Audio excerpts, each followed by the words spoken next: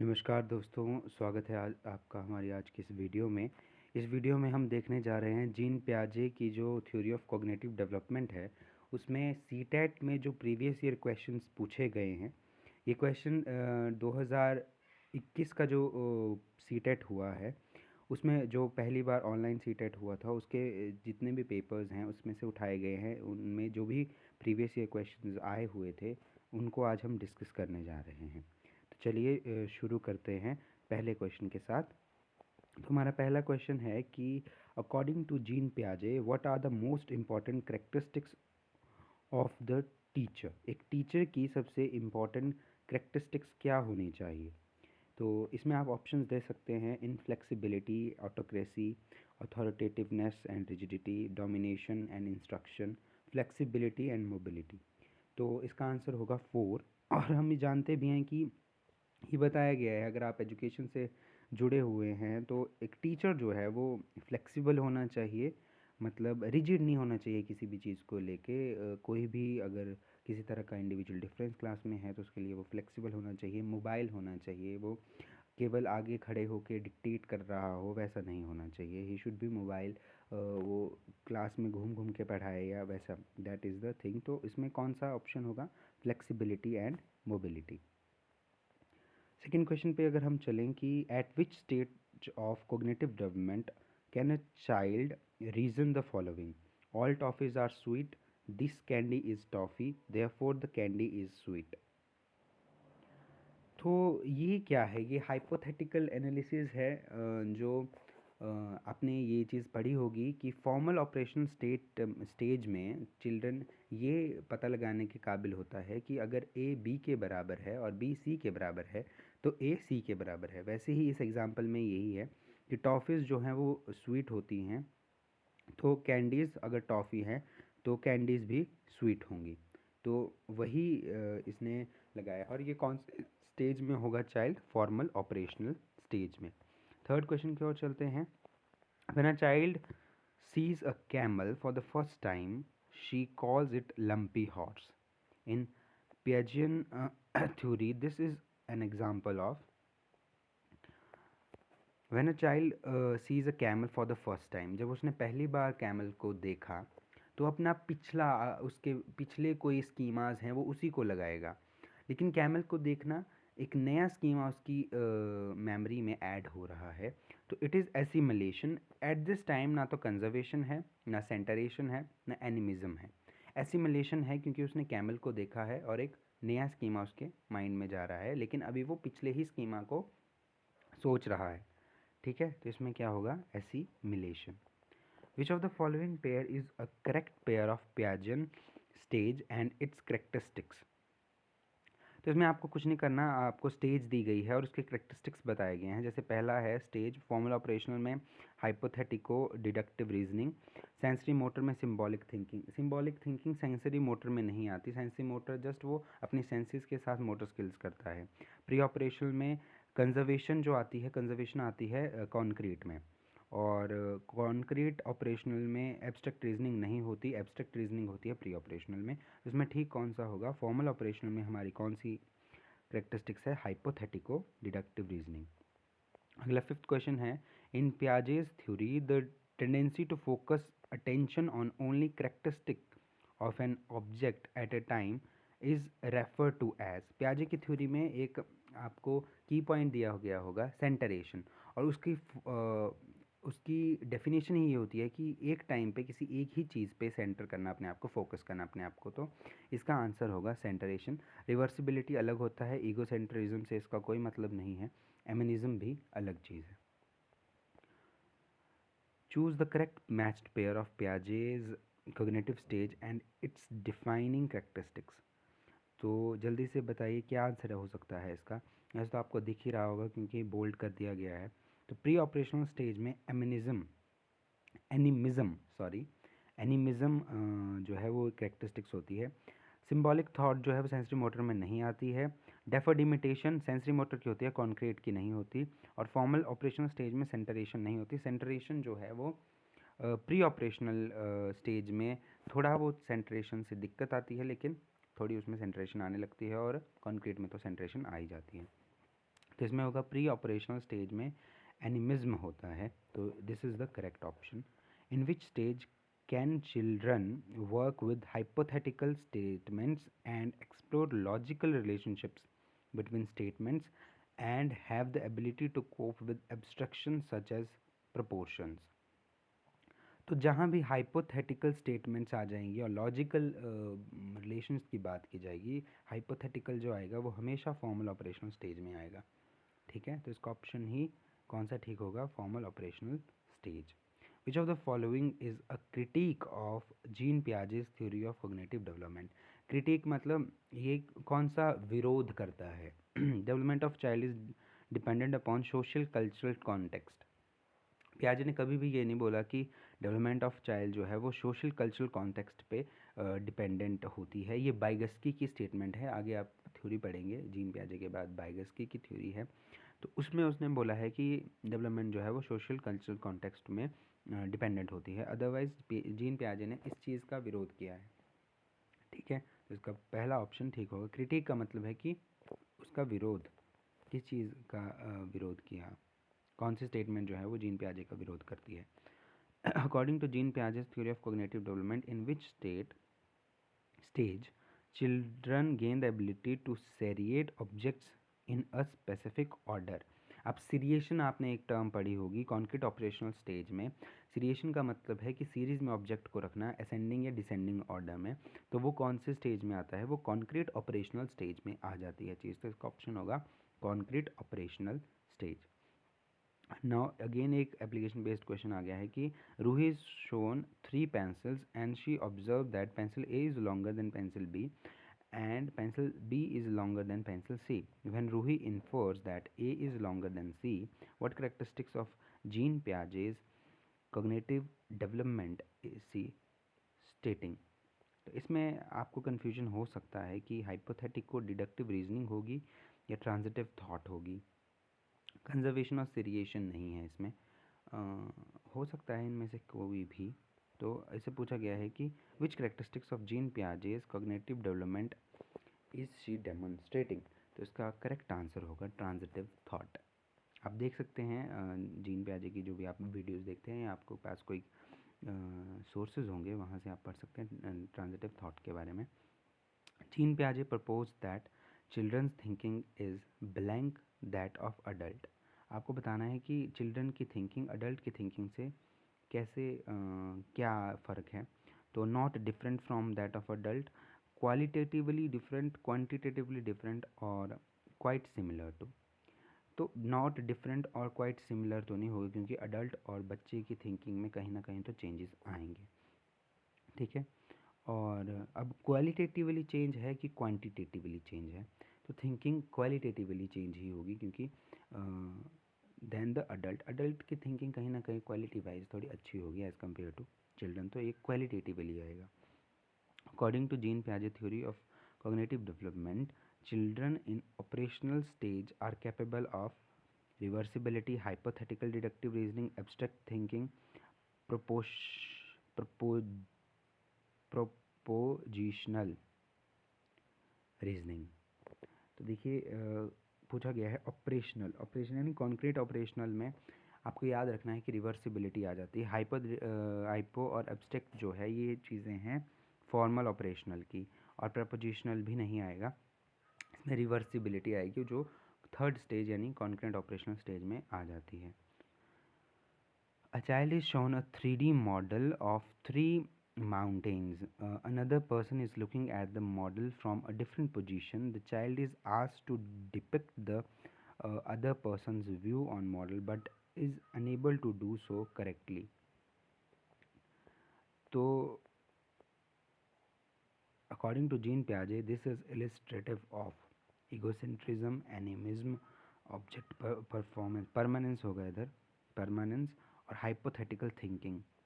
तो वो unable to do so correctly, बात किस चीज़ की गई है। अब किसी इंसान के दिमाग में क्या चल रहा है वो तो हाइपोथेटिकली होगा ना, मैं कुछ सोच रहा हूँ ज़रूर थोड़ी वही होगा, तो इसमें कौन सी चीज़ चल रही है, हाइपोथेटिकल थिंकिंग इसका करेक्ट ऑप्शन होगा। ठीक है, 14th क्वेश्चन पे चलते हैं। अकॉर्डिंग टू जीन पियाजे, an ongoing process which defines and transform mental structures is called. देखिए, सबसे पहले हम पढ़ते हैं स्कीमा, तो वो मेंटल स्ट्रक्चर्स को ही हम स्कीमा बोलते हैं। उसके बाद आता है एसिमिलेशन, तो ऐड करना किसी स्कीमा को अपने अंदर, वो एसिमिलेशन है। उस स्कीमा को मॉडिफाई करना वो अकोमोडेशन है। लेकिन रिफाइन और ट्रांसफॉर्म करना इन पैरेलल, एसिमिलेशन और अकोमोडेशन के पैरेलल ही उनको रिफाइन और ट्रांसफॉर्म करना, तो वो इक्विलिब्रेशन आता है। तो जहाँ भी रिफाइन और ट्रांसफॉर्म की बात आएगी तो वो आएगा इक्विलिब्रेशन। ठीक है। अकॉर्डिंग टू पियाजे the unfolding of biological According to Piaget, the unfolding of biological changes that are genetically programmed is called। ये मैचुरेशन की एक करेक्टरिस्टिक्स होती है कि unfolding of biological changes. Maturation का मतलब ये है कि ह्यूमन का राइप होना, राइप यानी पक जाना। जैसे एक मैंगो पक जाता है, वैसे ही ह्यूमन की जब राइपनिंग हो जाती है तो उसको बोलते हैं मैचुरेशन। तो उसमें क्या होता है, जब मैचुरेशन आप में आ जाती है तो जितने भी बायोलॉजिकल चेंजेस हैं at the age of adolescence, जब आप में बायोलॉजिकल चेंजेस आते हैं आप में, तो इसका मैचुरेशन इसका करेक्ट ऑप्शन होगा कि जब जेनेटिकली बायोलॉजिकल चेंजेस हमारे अंदर आते हैं तो उसको मैचुरेशन बोलते हैं। इक्विलिब्रेशन, एडेप्शन और सोशल ट्रांसमिशन इसमें से कोई भी नहीं है। ठीक है। Choose the correctly matched pair of the stage. ये दोबारा वैसे क्वेश्चन आ गया, मैं बोल रहा हूँ क्योंकि ये क्वेश्चंस डिफरेंट पेपर से उठाए गए हैं। हर एक पेपर में आपको जीन पियाजे के मिनिमम एक क्वेश्चन तो हर एक में ही आएगा। बहुत कम पेपर हैं जहाँ 2 क्वेश्चन भी आ गए हैं, तो मिनिमम एक क्वेश्चन तो आपको जीन पियाजे की थ्योरी से देखने को मिलेगा ही। और कई बार क्वेश्चन रिपीट होते हैं, देखने को मिल सकते हैं आपको ये question. Choose the correctly matched pair of stage and its characteristic. तो sensory motor, mental manipulation, engagement, no. Pre operational development of object permanence, permanence object की सेंसरी मोटर में ही आ जाती है एंडिंग में। Concrete operational, capable of operations but not abstraction. Operation के लिए कैपेबल होगा लेकिन एब्स्ट्रैक्शन के लिए कैपेबल नहीं होगा, क्योंकि एब्स्ट्रैक्शन जो आती है वो आती है फॉर्मल ऑपरेशन स्टेज में। और फॉर्मल ऑपरेशन का ऑप्शन दिया गया है unable to mentally reverse actions. Mentally reverse actions हो जाते हैं, रिजर्वेशन तो आपकी थर्ड स्टेज में ही आ जाती है। तो concrete operational, capable of operation but not abstraction इसका करेक्ट ऑप्शन है। Gene Piaget's constructivism proposes that children progress through 4 stages of cognitive development, primarily by acting upon the environment, through social interaction with more knowledgeable others, by imitation of others, through anticipation of rewards। तो इसमें सिर्फ gene पियाजे ने एक ही चीज़ बोली है कि environment से ही इंसान जो बच्चा होगा वो एक्ट अपॉन करेगा और उससे उसकी कॉग्निटिव डेवलपमेंट होगी। Social interaction, imitation of others और एंटिसिपेशन जो है वो अलग अलग साइंटिस्ट ने बाकी जो एजुकेशनिस्ट थे उन्होंने बोला है। जैसे बाइगस्की ने सोशल इंटरेक्शन की बात की है, अदर ने रिवॉर्ड्स वगैरह की भी बात की है, लेकिन जो जीन पियाजे है उसने केवल एनवायरनमेंट की बात की है। तो इसका कौन सा ऑप्शन होगा? Option 1। 18th question, according to Jean Piaget, at which state of cognitive development can children operate on operations and perform hypothetico deductive thinking? मैंने बोला जब भी हाइपोथेटिकल की चीज़ आ गई तो उसमें फॉर्मल ऑपरेशन स्टेट ही होगी, तो फॉर्मल ऑपरेशनल स्टेज इसमें आंसर होगा। अकॉर्डिंग टू जीन पियाजे, the process of developmental change takes place through which of the following specific cognitive function? तो experience of social transmission, and accommodation, maturation and experience, social transmission and maturation. तो इसका answer होगा, क्योंकि बोला cognitive function, specific cognitive function में developmental changes कैसे आएंगे? Assimilation और अकोमोडेशन की वजह से। एसिमिलेशन आप ऐड करेंगे कोई स्कीमा, अकोमोडेट उस स्कीमा के बिहाफ पे अपने पुराने स्कीमास को मॉडिफाई करेंगे। A 5-year-old children was given 10 pebbles by her teacher. She put the pebbles in different formations, short line, long line, circle. She counted these pebbles repeatedly. Which of the following cognitive schema is she attempting to attain according to Jean Piaget? तो क्या उसने number गिन रही है, वो लंबी line लगाई तब भी उसने गिना, छोटी लाइन लगाई तब भी गिना, सर्कल लगाया तब भी गिना। तो उसको अभी कौन सी स्टेज में है वो, उसको वो चीज़ नहीं आ रही अभी, क्या? कंजर्वेशन। तो कंजर्वेशन नहीं आ रही कि छोटी चीज़ हो या बड़ी चीज़ हो, अगर वो क्वांटिटी सेम है तो वो सेम है। ठीक है। Seriation, transitive, inference, nominal scale और कंजर्वेशन ऑफ नंबर। तो कंजर्वेशन ऑफ नंबर वो सीख रही है कि मैं लंबी लाइन में भी लिखा दूंगी, छोटी लाइन बनाऊंगी या सर्कल बना दूंगी, लेकिन नंबर क्या है, कंजर्व रहेंगे, जो पेबल्स हैं वो उतने ही रहेंगे। Identify the correct chronological order of Piaget's stage of development.